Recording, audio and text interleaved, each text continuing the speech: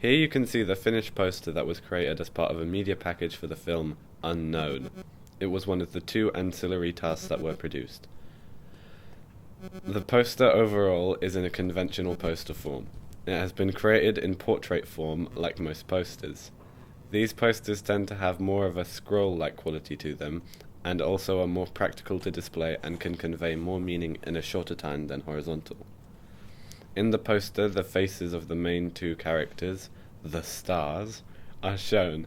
This is a convention to This is a convention to highlight the main cast of the film.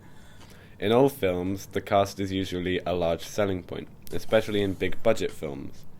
However, with horror, there sometimes tends to be a smaller emphasis on the actors, but more on the character of the villain or a story theme, as they are normally a large selling point, with the actors being less known. By incorporating these factors, I created a poster that presented the actors to the audience, but without them wholly being the center of the poster. The main part of the poster is the abundance of blood and blood splatters, so much so that it goes over the actors and they are only revealed within the blood.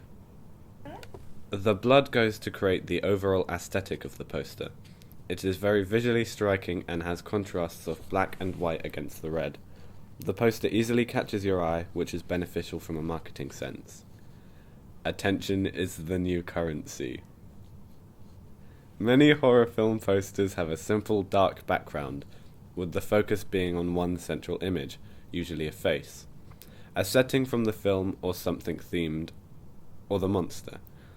I have subverted this in some ways by having the main color be blood red.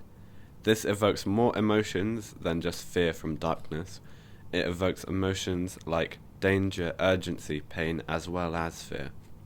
And without there being a central image but rather a theme, it connotes that there is no main villain, more just of a threat, raining down on the two characters. For the graphical elements of the trailer, there is a contrast against the red tones. The actors' names that are present at the top are in a flat black color. This is to make them stand out and put their names as a selling point of the film. This is a convention of posters, as the stars' names are usually posted in a visible way.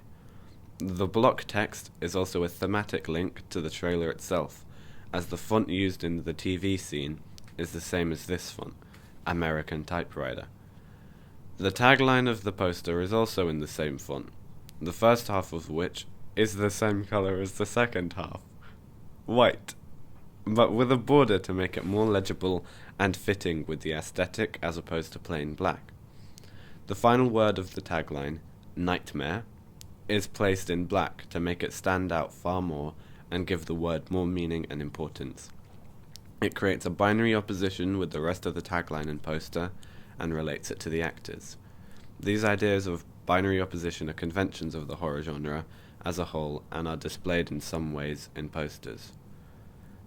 The tagline is a header and footer for the main title of the poster. Unknown is placed in block capitals at the top of the bottom half. This is in a placement where it's easy to see and focus on without it taking over the whole poster. Fonts chosen in horror posters are usually quite thin and an alternating color to the poster. The thin font can create a withered and creepy aesthetic. The style of fonts are never normally that linked to the actual film, but just have a spooky air about them. For our poster, we chose a spindly spider-like font. It looks quite hand-drawn or graffiti-esque, making it look more crude and rough, like broken teeth. I have used, but also slightly developed on the conventions of a poster title. It has a horror aesthetic to it, but is also incorporated into the theme of the poster, with blood spatters standing out over it. The last parts of the poster are on the billing block, the awards and the social media and production information. These are placed at the bottom of the poster and are probably one of the strongest conventions of any poster at all. The billing block conveys information about the production and actors and whatnot. For my billing block, I made it white to keep in line with the rest of the poster's aesthetic. It also helps to create a vertical gradient from the darker tones at the top of the poster to lighter graphics at the bottom. The billing block is not meant to detract from the poster, but is still meant to be a presence, which I think I have achieved keeping in line with conventions. Placed on either side of the billing block are the awards. On the left I placed a wreath-type award and a trophy on the right. This creates a wider range in the type of awards, and also makes the poster look less constructed, with a greater sense of realism. For the information at the very bottom of the poster, there is contact information and the production companies. The production companies are stylized in the way they are in the trailer, which is a convention of posters, as production companies want their name to be recognizable and consistent.